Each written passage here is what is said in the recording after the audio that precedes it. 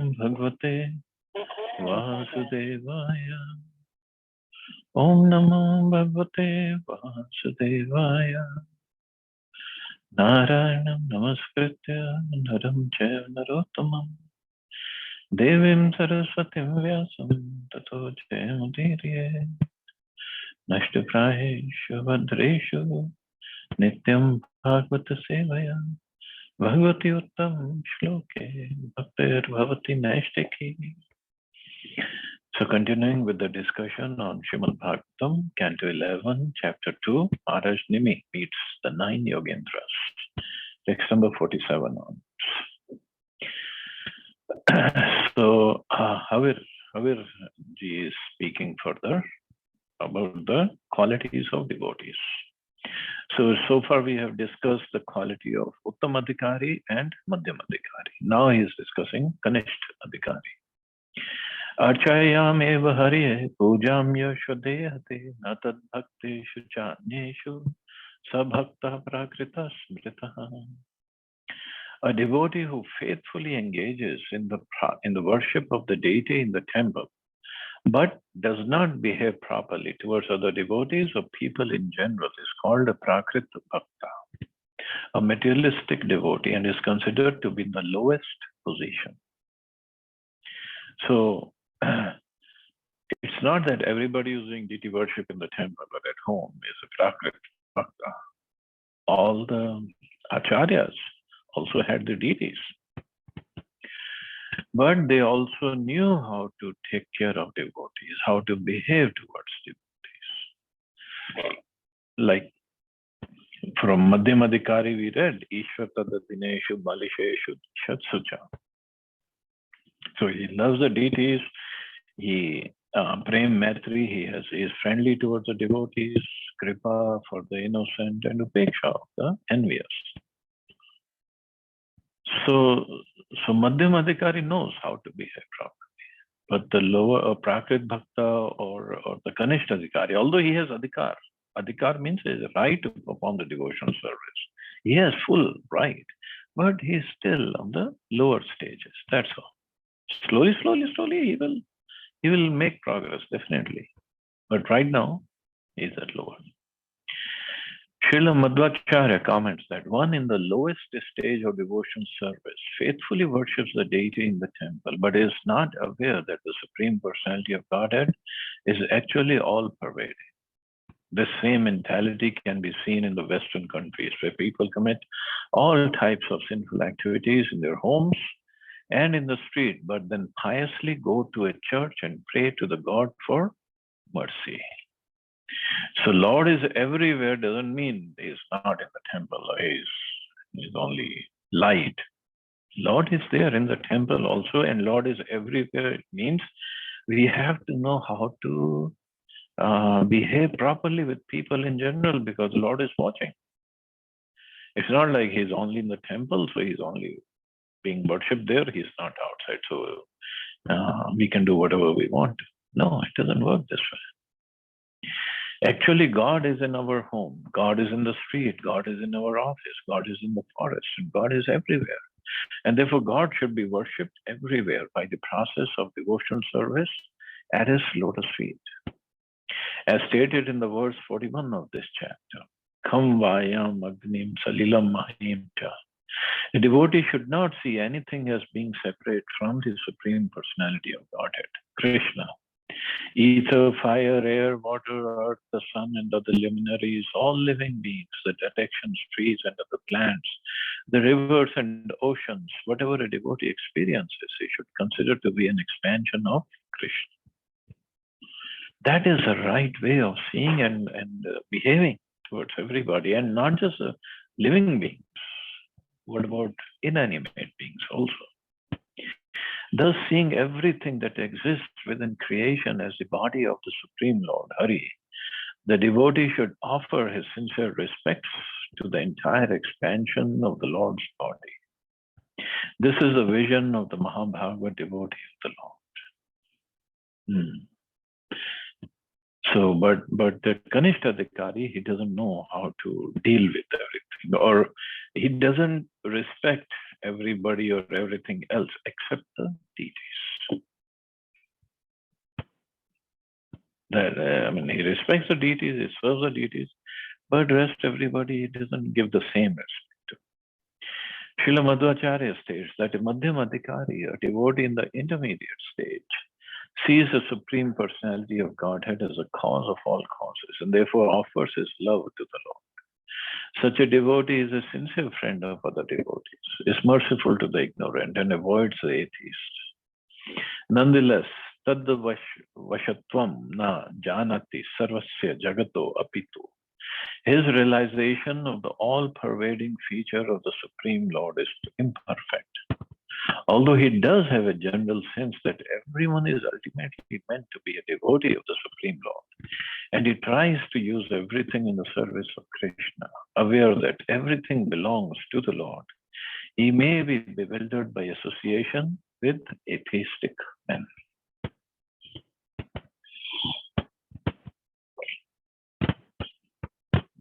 So that's why he tries to avoid atheistic people. Srila Madhvacharya further states that Kanishta Adhikari has no idea that the Supreme Lord has a power to exist outside a church or a temple. Furthermore, being puffed up by his own ceremonial worship, a Kanishta Adhikari cannot imagine that anyone is more pious or religious than he, and he is not even aware that other devotees are more advanced. Thus, he cannot understand the Madhyam or Uttam standard of devotion service, and sometimes, because of his false pride, he criticizes the more advanced devotees of the Lord, neglects them, or simply has no understanding of their exalted position as preachers or completely self-realized souls. So that's why many times he can commit offenses also. Another symptom of the Kanishta Adhikari is that he's infatuated by the material qualifications of so-called great materialistic persons. Having a bodily concept of life himself, he is attracted by material opulence and thus minimizes the position of the Supreme Lord, Vishnu. Such a Kanishta Adhikari therefore is disturbed if a second-class devotee criticizes the non-devotees of the Lord. In the name of compassion or kindness, a Kanishta Adhikari approves of the non-devotional activities of such materialistic men. Because the Kanishta Adhikari is ignorant of the higher realms of devotion service and the unlimited transcendental bliss of Krishna consciousness, he sees devotion service merely as a religious aspect of life, but thinks that life has many enjoyable and worthwhile non-devotional aspects. Therefore, he becomes angry when second-class devotees who are experiencing that Krishna is everything criticize the non-devotees. Madhvacharya says that such a person, because of his rudimentary faith, rudimentary means very basic, beginning faith in Krishna, is considered a devotee, but he is bhakta adham, a devotee on the lowest standard.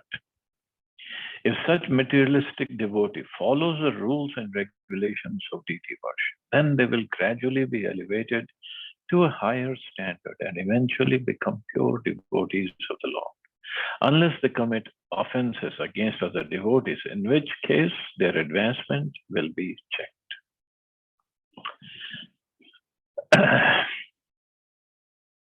So, Prakrit Bhakta, Kanishta Adhikari, or a neophyte devotee, Prabhupada gave the name neophyte, means beginning stages. So we can see we are in the beginning stages. And it takes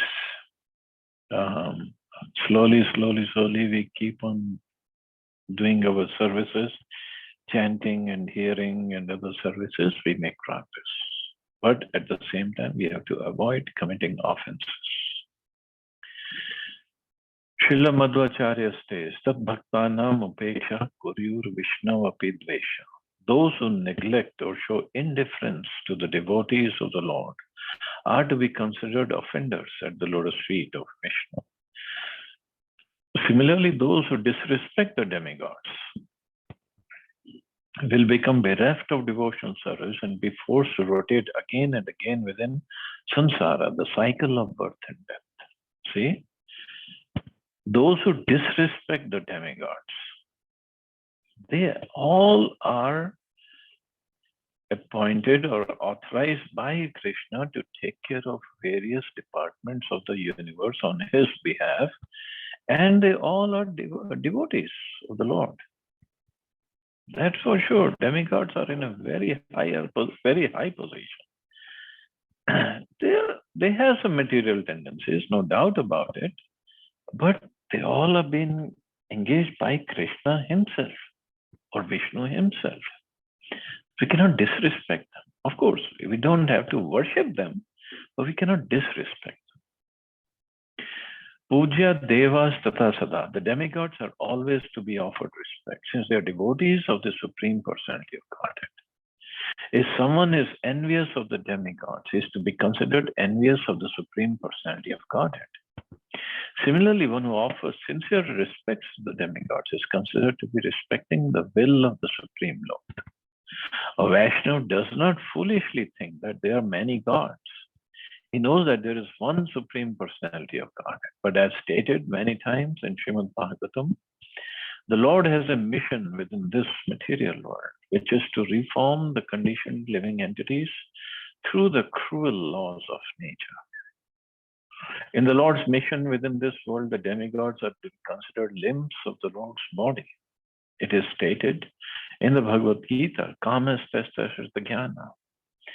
Those whose minds are distorted by material desires surrender unto demigods and follow the particular rules and regulations of worship according to their own natures. But there are many examples of devotees who worship the demigods who get benedictions for serving Krishna. Of course, this doesn't mean we go out of the way to worship the demigods. And nobody is saying that.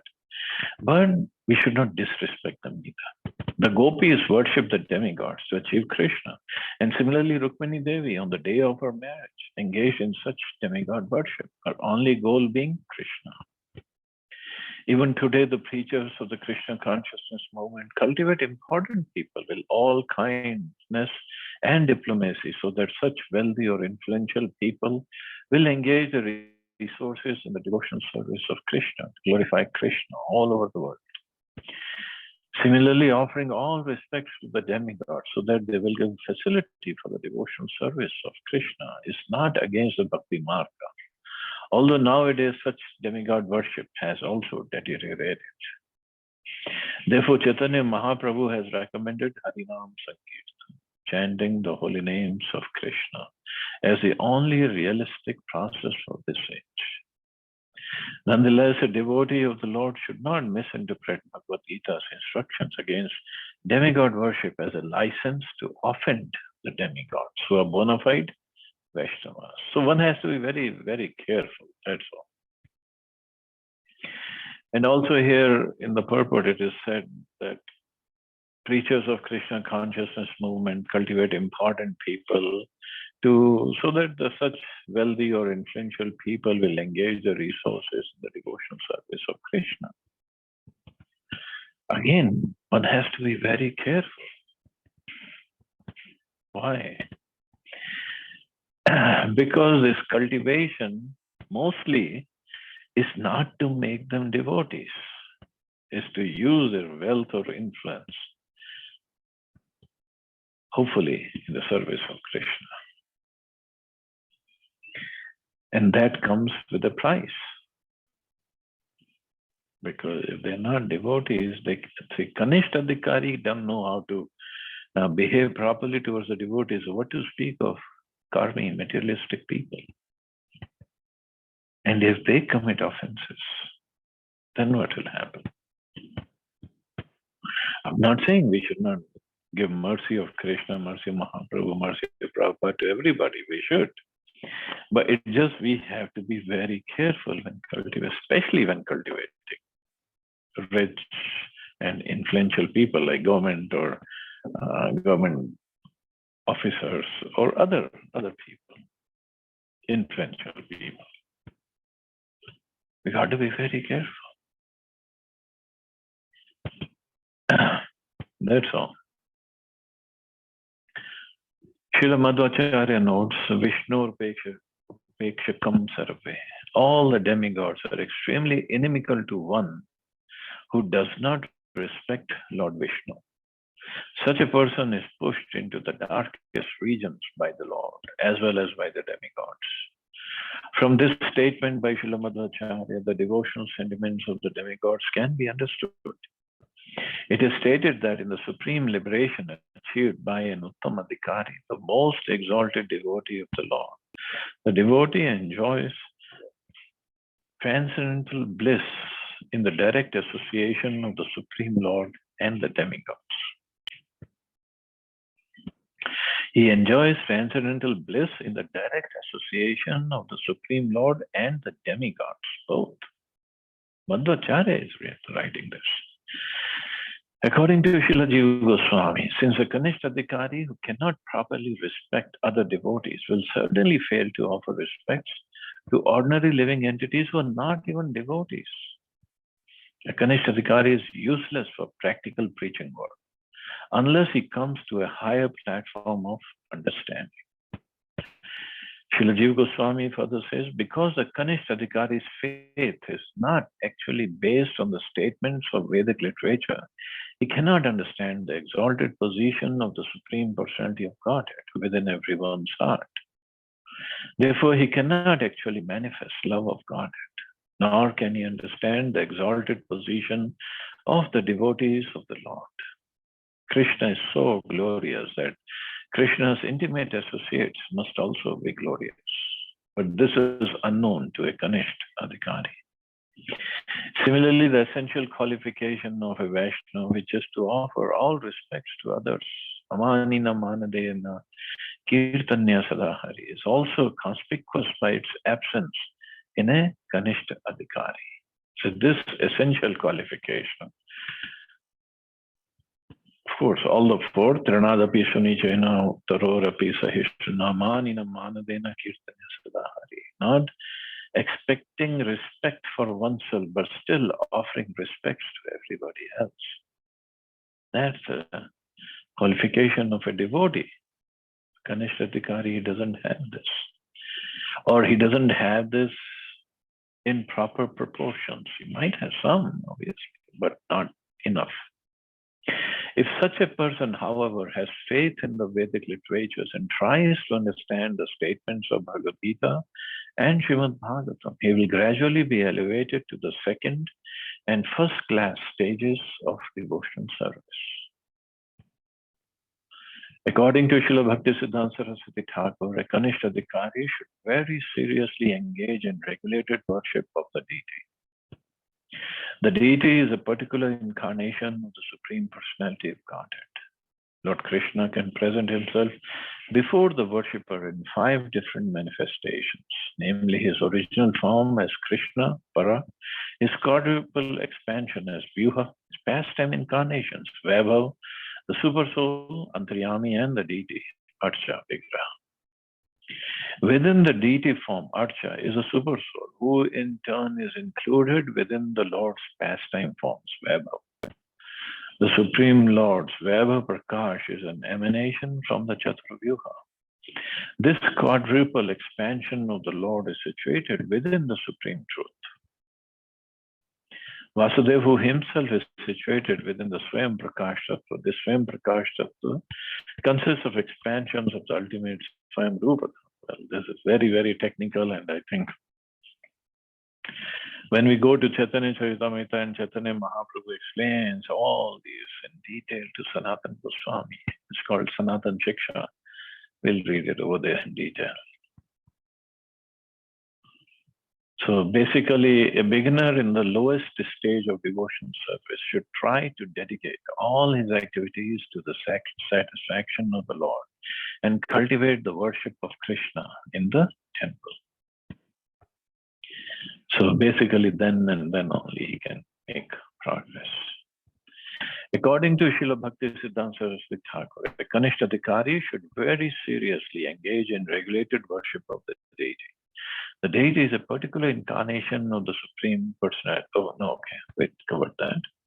According to Srila Bhaktisiddhanta Saraswati Thakur, all the plenary expansions of the Supreme Lord mentioned above descend into this world and enter within the deity, who exhibits the function of the Supersoul by accompanying the daily life of the Vaishnava.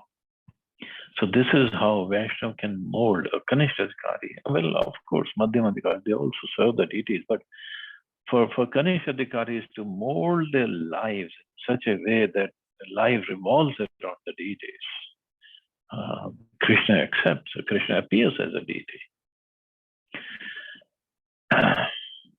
As one comes to Madhyamadhikari platform, one is able to understand the expansions of the Supreme Lord, whereas the Kanishadhikari's entire knowledge of the Lord is limited to the deity. Nonetheless, Krishna is so kind that to encourage even the lowest class of Vaishnavas, he condenses all of his various forms into the deity, so that by worshipping the deity, the Kanishadhikari devotee is worshipping all the forms of the Lord. All the forms means this Swayam Prakash, Vaibhav Prakash, there's so many technical descriptions of various forms. As a devotee makes advancement, he can understand these forms as they appear in their own way, both within this world and in the spiritual sky.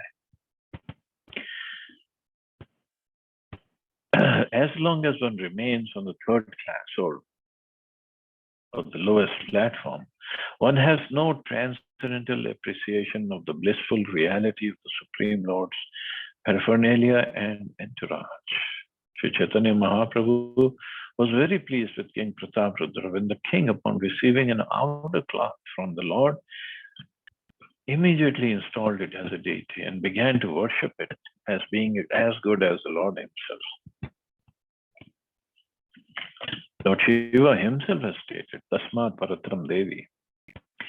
Worship of the paraphernalia and entourage or other devotees of the Lord is even better than worship of the Lord, because the Lord is more pleased by worship of his devotees and entourage than by worship of himself personally.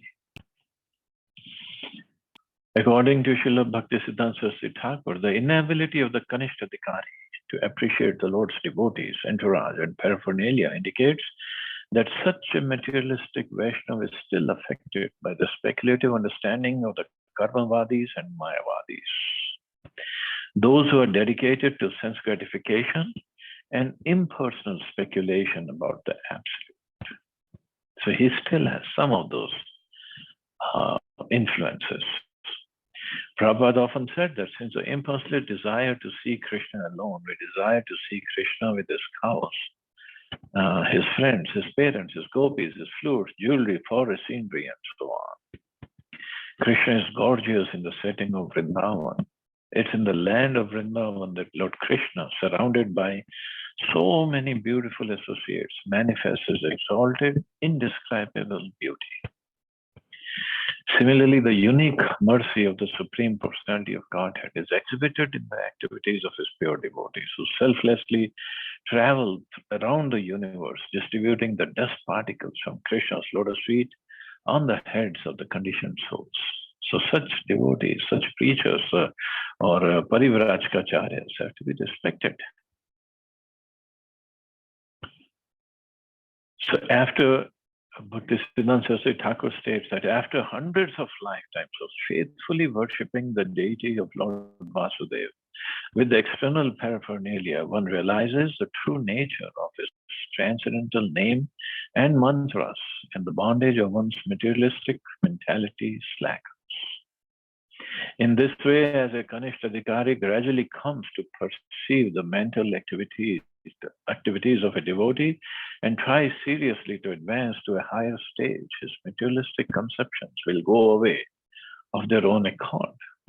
He then exhibits loving service to the Supreme Personality of Godhead and makes friendship with the devotees who are the dearmost sons of the Lord. And by appreciating the universal quality of devotional service to Krishna, he becomes very much eager to engage other innocent people in the service of the Lord. The only thing is, yes, it takes time. It takes time. Slowly, if we remain in the process, then we can make progress. So about this ISKCON society is so nice that anyone who helps this society immediately engages in preaching work for the Lord. Thus, there is great facility for the members of this society to come quickly to the second-class stage of devotion service. If in the name of Krishna consciousness one gives up preaching and instead becomes interested simply in collecting funds for maintenance, he is showing a type of envy of other living entities. This is a symptom of the third-class platform.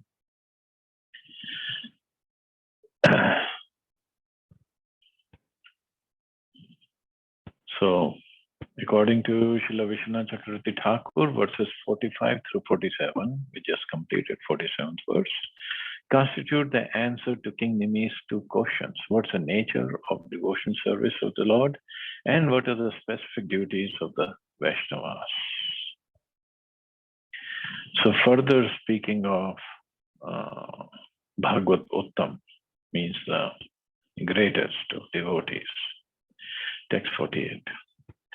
Gritva pindriyar arthana yona dveshtina hrishyati vishnur mayamidam pashyam savai Bhagavad Uttama.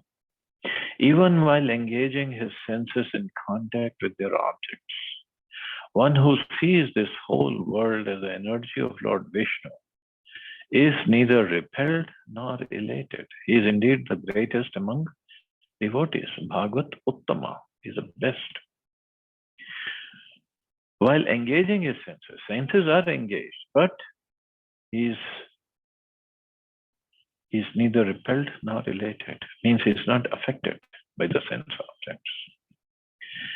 According to Srila Sridhar Swami, the position of the Uttamadhikari, a first-class devotee of the Lord, is so worshipable that additional symptoms are now given in 8 verses. It should be understood that unless one comes in contact with the lotus feet of a pure devotee of the Lord, the path of freedom from material illusion is very difficult to understand. In Upadeshamrita, Srila Rupa Goswami has said, one should associate with and faithfully serve that pure devotee who is advanced in undeviated devotion service and whose heart is completely devoid of the propensity to criticize others. So yes, there should be, we should respect everybody, no doubt. Every Vaishnava should be respected. But the association is of the person who's completely devoid of the propensity to criticize others. Very high quality is given. Srila Prabhupada comments, in this verse, Srila Rupa Goswami advises the devotee to be intelligent enough to distinguish between the Kanishtadhikari, Madhyamadhikari, and Uttamadhikari. A neophyte Vaishnava or a Vaishnava situated on the intermediate platform can also accept disciples, but such disciples must be on the same platform. And it should be understood that they cannot advance very well towards the ultimate goal of life under his insufficient guidance. Therefore, a disciple should be careful to accept an Uttam Adhikari as a spiritual master. So very, very important instruction. Otherwise, we cannot make proper advancement in bhakti. So the qualities of Uttamadhikari, Madhyam, Kanishtadhikari are given. Everything is in the scriptures. So one should not just become emotional, sentimental in choosing a spiritual master or surrendering to a spiritual master. Therefore, additional symptoms will now be given so that the conditioned soul who desires to go back home, back to Godhead, can properly identify the bona fide spiritual master. So further it is said, according to Srila Sridhar Swami and Srila Jiva Goswami, associating with the pure devotee of the Lord is so important that now that the various categories of devotional service have been defined, 8 additional verses are given concerning the qualifications of a pure devotee, so that we don't make mistake in this connection. The particular qualification mentioned in this verse is Vishnur Mayam Idam Pashyam. One should see the entire material universe as a product of the illusory energy of the Lord. There is no caution of lamenting or rejoicing for that which is the property of the Supreme Personality of Godhead. Within this world, one generally laments upon losing something desirable and rejoices upon acquiring the objects of his wish. But since a pure devotee has no personal desire whatsoever, Krishna Bhakta Nishkam, there is no question of gain or loss. As the Lord says in Bhagavad Gita, Brahma Bhuta Prasanna, one who is transcendently situated at once realizes the Supreme Brahman and becomes fully joyful. He never laments nor desires to have anything. He is equally disposed to every living entity. In that state, he attains pure devotion service unto me. Similarly, Lord Shiva says to his wife Parvati, while glorifying the character of King Chitraketu, devotees solely engage in the devotion service of the Supreme Personality of Godhead Narayan never fear any condition of life. For them, the heavenly planets, liberation, and the hellish planets are all the same. For such devotees are interested only in the service of the Lord. So they are never afraid of any condition in life. This is very, very high characteristic. Wonderful characteristic. For them, heavenly planets, liberation, hellish planets, they're all the same. They don't care. Because they see everything is related to Krishna, Krishna's hands everywhere, sanctioning of Krishna everywhere. So what is there to be afraid of? This state of complete satisfaction in the devotional service of Krishna is not a mental concoction achieved by artificial meditation, but is a result of having experienced the superior nature of the Supreme Personality of Godhead, who is a reservoir of transcendental bliss. As stated in Bhagavad Gita, Rasavarjam Rasopyasyam Param Drishta Nivartate. When impulseless and voidists artificially try to push material things out of their minds, they undergo great hardships and ordeals in the artificial meditation. But for devotees, it's easy. Everything is related to Krishna. And everything can be used in Krishna's service. Simple as that.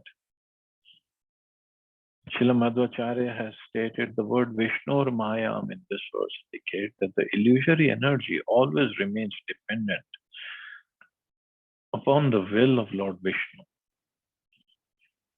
Maya is like a shadow of the Supreme Personality of Godhead who serves him in the creation, maintenance, and annihilation of this world.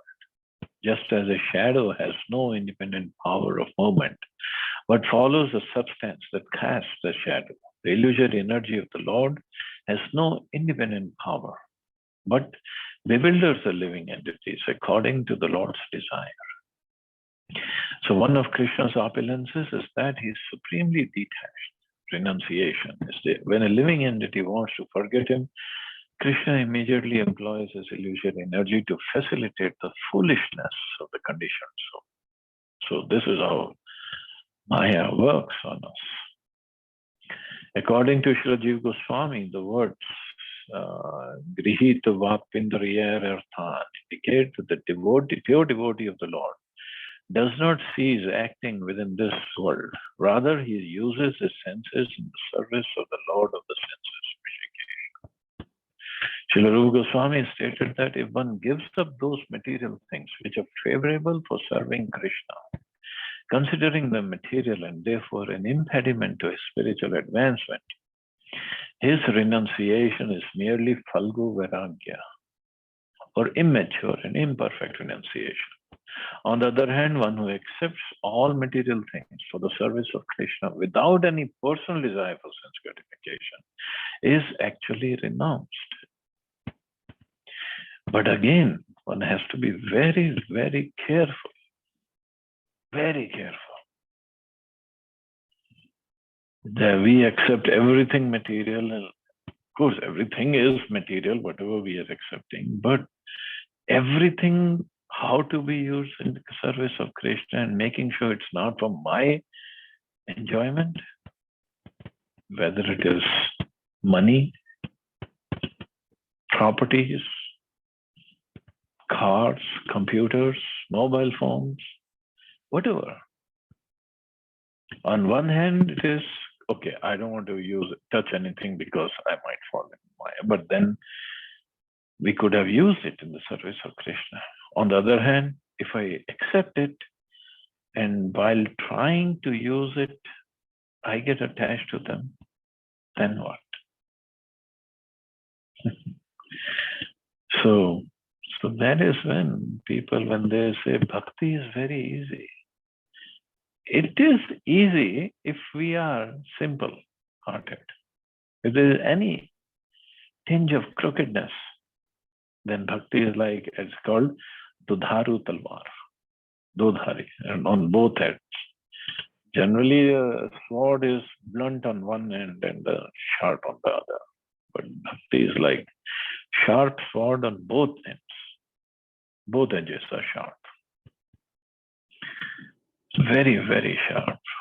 It can cut us up very fast if we are not careful.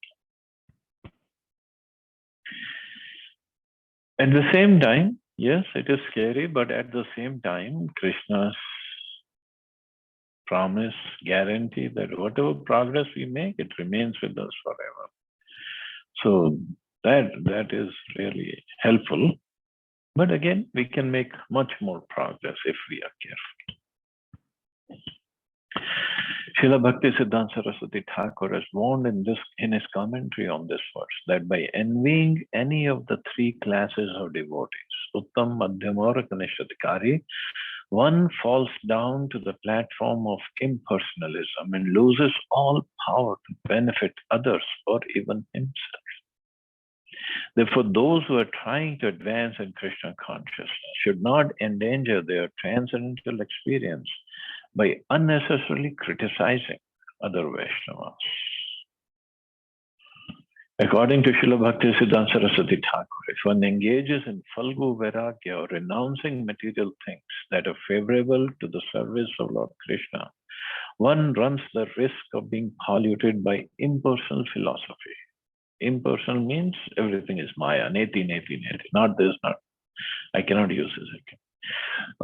On the other hand, by sticking to the principles of Yukta Vairagya, engaging everything for Krishna without personal desire, one can remain aloof from the danger of material sense gratification and gradually come to the Mahabhagavad platform, as mentioned in this verse. So engaging everything for Krishna without personal desire.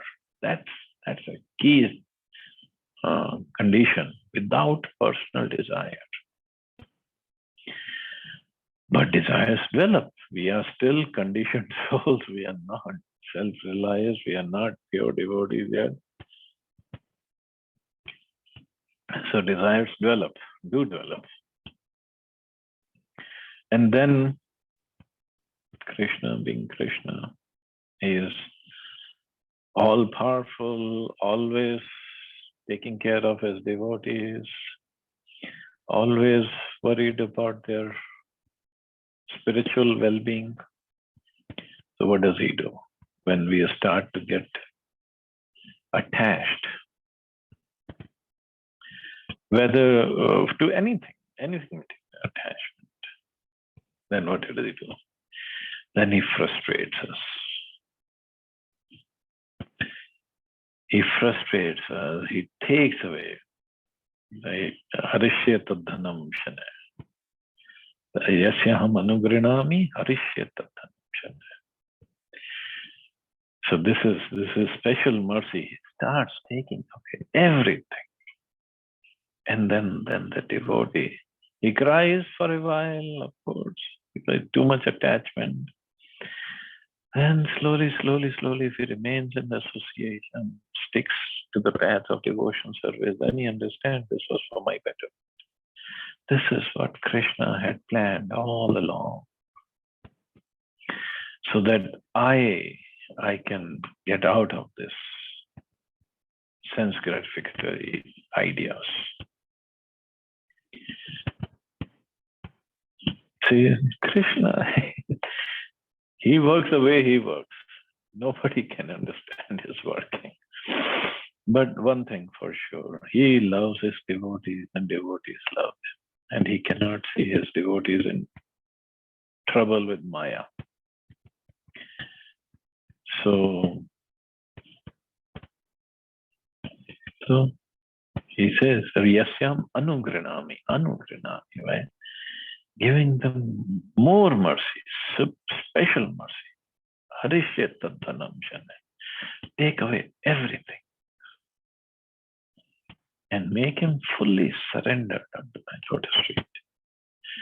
And when one is fully surrendered, has no desire for any sense gratification, doesn't care, then Krishna can give everything.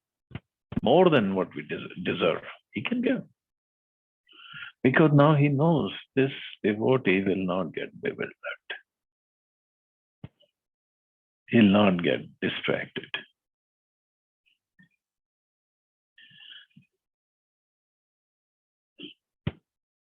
Dehendriya prana mano dhyam yo janmapi akshuddha bhayar tarksha krichra sansar dharmer vimuya mana smritya harir bhagavat pradhana. Again, long purport. Within the material world, one's material body is always subject to birth and decay.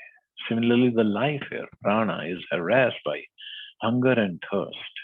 The mind is always anxious. The intelligent hankers for that which cannot be obtained. And all of the senses are ultimately exhausted by constant struggle in the material nature. A person who is not bewildered by the inevitable miseries of material existence and who remains aloof from them simply by remembering the lotus feet of the Supreme Personality of Godhead is to be considered Bhagavat Pradhan, the foremost devotee of the Lord. The material world he describes. One's material body is always subject to birth and decay. Decay means disease. And slowly, death comes in. But old age and disease both. And slowly we die. We leave this body. Similarly, the life here is harassed by hunger and thirst. Soul is not harassed. Soul is Satchidananda. But the body, life here within the body. Mind is always anxious. The intelligence hankers for that which cannot be obtained. And all the senses are ultimately exhausted by constant struggle in the material nature. A very interesting example is given of the material life. If a person, he works hard in the office all day and he comes home tired and exhausted. He comes home and if he has 10 wives, he comes home and sits down on the couch and trying to relax, and all of those 10 wives at the same time start demanding the husband, okay, one wife is saying, let's go to a movie. Other says, no, let's go to the market. The third one says, let's just sit down and talk and watch TV. A fourth says something else. Fifth says, let's do this and this and this and this and that. You think that husband can be at peace? No way. So why 10 wives? 5 knowledge acquiring senses and 5 working senses. They're always demanding, and on top of it, mind and the intelligence. Always demanding. How can a living entity be at peace in the material world? No way. According to Srila Madhvacharya, there are 3 classes of intelligent living beings within this material world, namely the demigods, ordinary human beings, and demons. A living being endowed with all auspicious qualities, in other words, a highly advanced devotee of the Lord, either on the earth or in the higher planetary system, is called a deva or demigod. Ordinary human beings generally have good and bad qualities, and according to this mixture, they enjoy and suffer on the earth. But those who are distinguished by the absence of good qualities and who are always inimical to pious life and the devotional service of the Lord are called asuras or demons. But of these three classes, the ordinary human beings and demons are terribly afflicted by birth, death, and hunger, whereas the godly persons, the demigods, are aloof from such bodily distress. Demigods remain aloof from such distress because they are enjoying the results of their pious activities. By the laws of karma, they are unaware of the gross suffering of the material world. But once their pious activities are over, then the sufferings will be there for them also. The pure devotees of the Lord however, does not experience material misery because they have given up the worldly concept of life and identified themselves correctly as eternal servitor of the Supreme Personality of Godhead, Krishna. So they have gone above. Brahma Bhuta Prasanna, Nashochati na Kamshati. They are there at the Brahman level or transcendental level. They could be in the material world, but the consciousness is at that level. So even in the stage of regulative practice, the process of Bhakti Yoga is very joyful.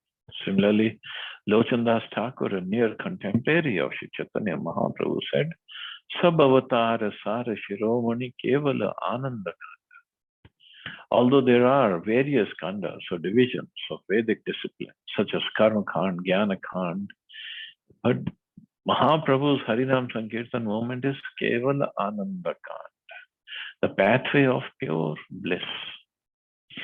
Simply by chanting the holy names of Krishna, eating the remnants of sumptuous food offered to the Lord, and hearing the enchanting pastimes of the personality of Godhead, one merges into an ocean of bliss called Krishna consciousness.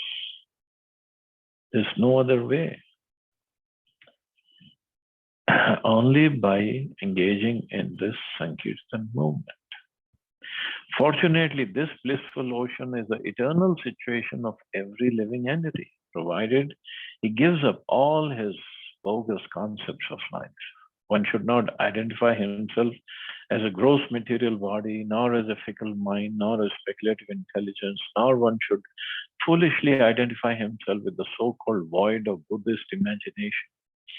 Nor should one even identify himself with the ocean of impersonal spiritual life called the Brahman Jyoti, which illuminates the great outdoors of the spiritual sky beyond the covered universe. One should rather identify himself correctly as an eternal individual servant of the Supreme Personality of Godhead. By this simple admission of one's constitutional position and by sincere engagement in the service of the lotus feet of the Lord, one is quickly promoted to direct participation in the eternal pastimes of Krishna, just as Arjun got the opportunity to play with Krishna as a soldier on the battlefield of Kurukshetra. So this is the blissful position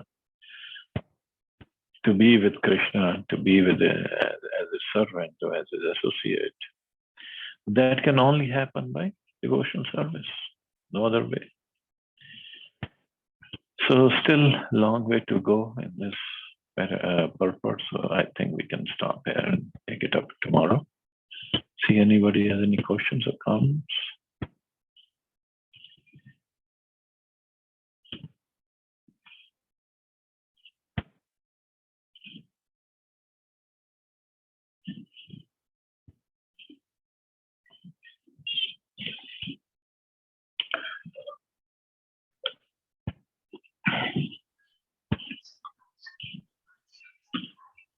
Okay, you all have a safe and wonderful day. Hare Krishna. Jai Shri Krishna. Hare Krishna. Jai